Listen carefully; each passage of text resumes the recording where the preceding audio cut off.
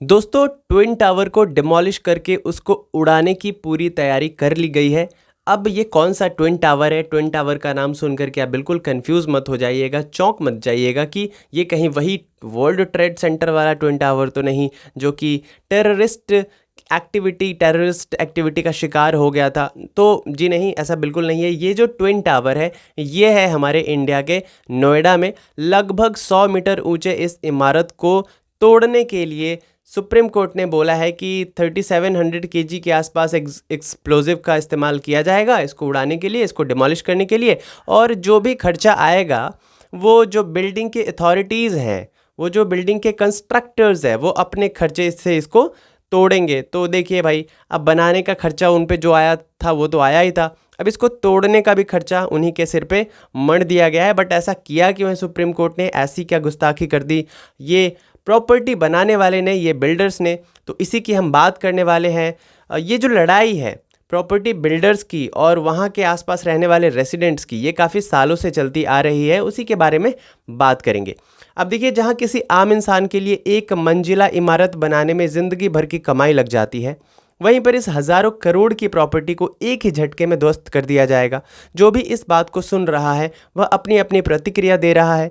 लोग सरकार को भी ब्लेम कर रहे हैं कि अगर ये बिल्डिंग करप्ट तरीके से बनी है तो इसमें हॉस्पिटल क्यों नहीं खोल देते, स्कूल क्यों नहीं खोल देते, कॉलेज क्यों नहीं खोल देते, धर्मशाला क्यों नहीं खोल देते, ये वो एंड ऑल। ठीक है, तो आइए जानते हैं कि लोगों की मांग कहाँ तक सही है और क्या है पूरा मामला नोएडा के ट्विन टावर्स का। तो देखिए, कहानी की शुरुआत होती है बैक इन 2000 में, जब नोएडा बेस्ड एक डेवलपमेंटल कंपनी है जिसका नाम है सुपरटेक लिमिटेड।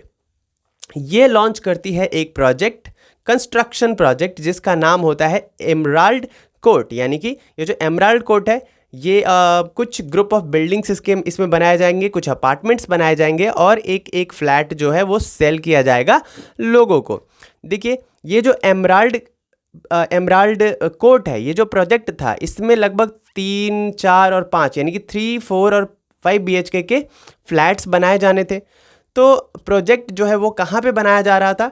देखिए, ट्विन सिटीज़ है, किसको कहते हैं? नोएडा को और ग्रेटर नोएडा को। तो नोएडा और ग्रेटर नोएडा को जोड़ने वाले एक्सप्रेसवे से थोड़ी ही दूरी पर ये प्रोजेक्ट शुरू हो गया 2000 में। अगर रियल एस्टेट के जानकारों की माने तो आज मार्केट में इन एक फ्लैट्स की कीमत 1 करोड़ से 3 करोड़ रुपए के बीच में है। तो सोचिए कितने महंगे ये फ्लैट है और क्या कितना बड़ा ये प्रोजेक्ट था।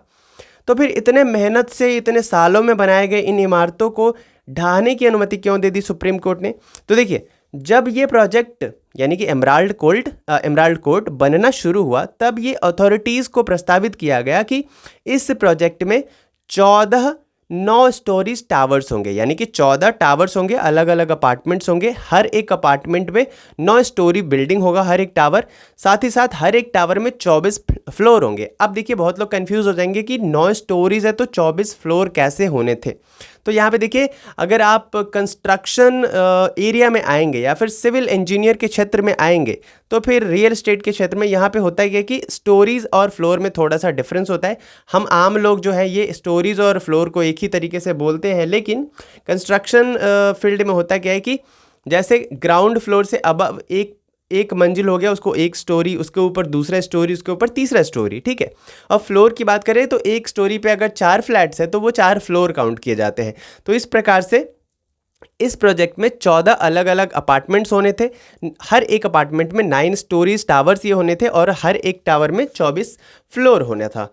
ठीक है, लेकिन 2012 आते आते सुपरटेक, जो कि वो कंपनी है नोएडा बेस्ड, सुपरटेक ने अपना प्लान चेंज कर लिया और अब 14 की जगह पे 15 टावर्स बनाए।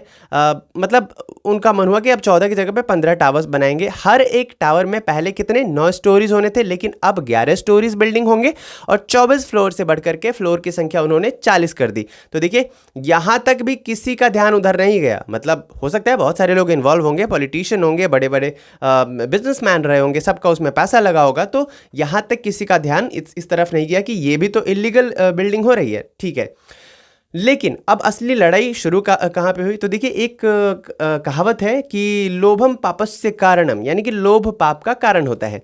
यही लोभ सुपरटेक पर भारी पड़ गया। 2012 के में जो इन्होंने चेंज किया अपना प्लान, उसमें इन्होंने क्या किया, उन 14 के अलावा एक बिल्डिंग तो उन्होंने बढ़ाया ही था, उसके अलावा 2 और एक्स्ट्रा बिल्डिंग उन्होंने बढ़ा दिए जो कि 40-40 फ्लोर्स के होने थे।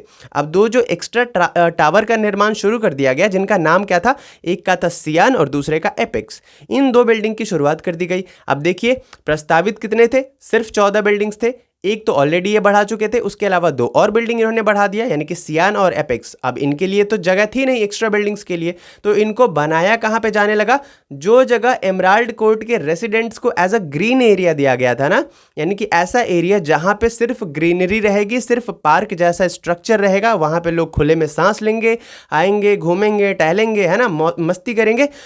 अब उन जगह पे क्या हो गया, ग्रीन पैच के जगह पे सीमेंटेड एरिया बनने लगे, यानी कि अब बिल्डिंग खड़ी होने लग गई उन ग्रीन एरिया में।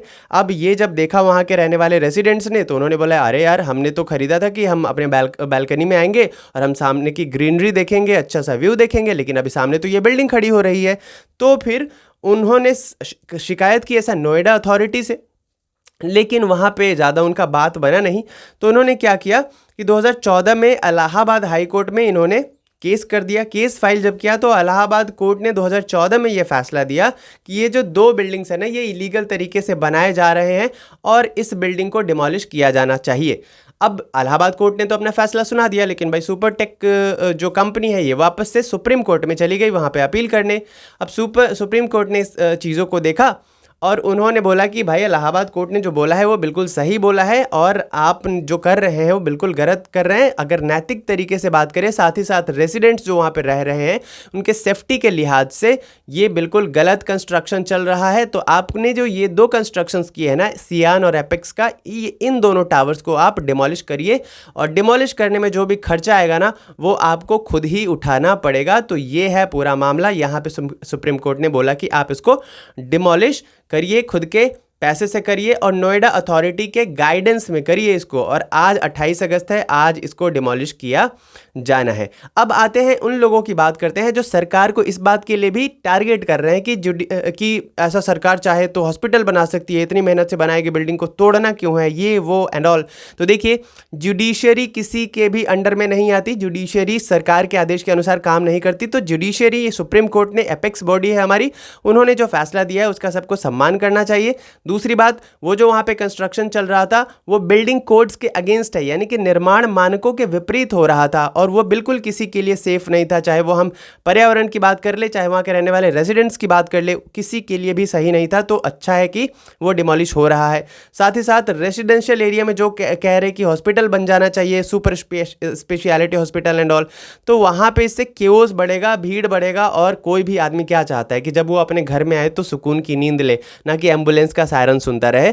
तो ये सब जो बेसलेस डिमांड कर रहे हैं, मेरे ख्याल से तो ये सारा बेसलेस है। आपकी क्या राय है, आप बिल्कुल कमेंट बॉक्स में लिख सकते हैं। फिलहाल मेरे इस वीडियो में इतना ही। उम्मीद करता हूँ वीडियो पसंद आई होगी। पसंद आए है तो लाइक करेंगे, कमेंट करेंगे, शेयर करेंगे और चैनल पर रहे तो सब्सक्राइब करेंगे एनसीईआरटी जोन को। Thank you very much.